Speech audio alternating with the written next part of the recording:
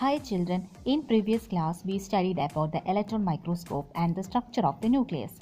I believe that everyone has studied the previous topic and everyone done the activity that I given in the previous video. We studied the structure and the functions of the nucleus and its parts. The nucleus is considered as the regulatory center of the cell. Do you know why nucleus is considered as regulatory center? Okay, let's watch the video. Teamwork leads to greater efficiency, whatever be the job. A complete set of people in coordination can make it possible. But a team is usually considered incomplete without a leader. The leader not only guides but even regulates and controls the working of other team members. The same thing can be used to study the cellular organelles. The various organelles is like to in charge of specific function. Or can you guess who acts like a leader? Here, it's nucleus. It is located at the center of the cell and control all the functions of other cell organelles. How it regulates and controls the activities of other organelles? The reason why it is given a status as major cell organelle because it contains the genetic material.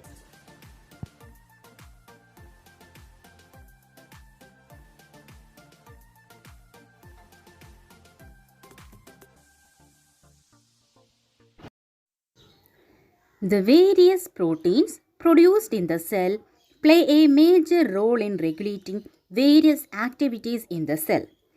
The synthesis of proteins is under the control of genes in the chromatin reticulum in the nucleus.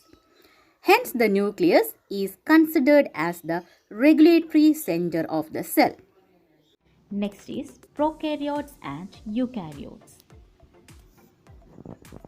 There are two broad categories of cell. First category is eukaryotic cells. They have organelles which include nucleus and other special parts.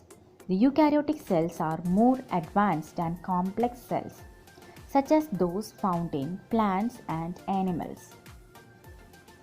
The second category is prokaryotic cells.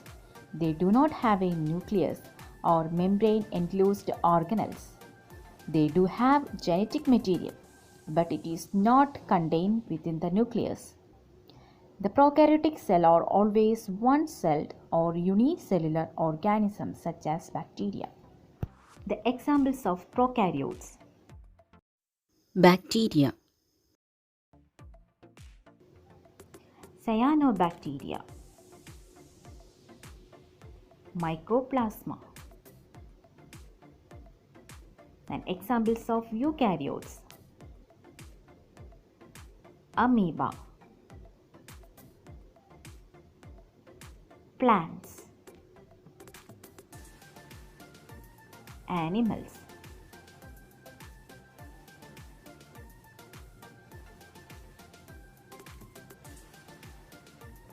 The next is biomembranes. we all know that the living organisms are made of cells. The cell is Made of number of parts. One such important part of the cell is the plasma membrane or cell membrane. Plasma membrane is the outermost covering of a cell that separates it from the external environment. The plasma membrane behaves similar to the door of the house. It guards the entry and exit of substances in and out of the cells. Interestingly, not all the substances can enter inside the cell. The cell membrane of the cell allows only selective substances to enter. Hence, it is known as selectively permeable membrane.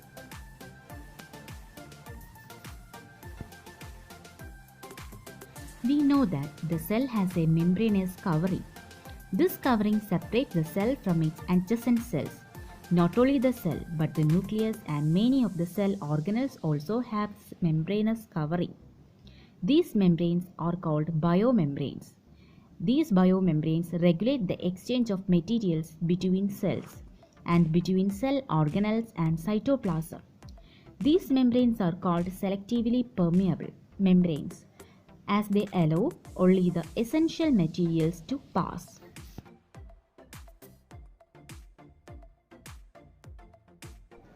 Okay, let's conclude. Today we studied about nucleus is the regulatory center of the cell, prokaryotes and eukaryotes, and biomembranes.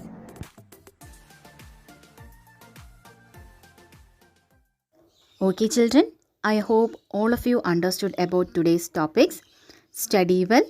See you in the next class. Thank you.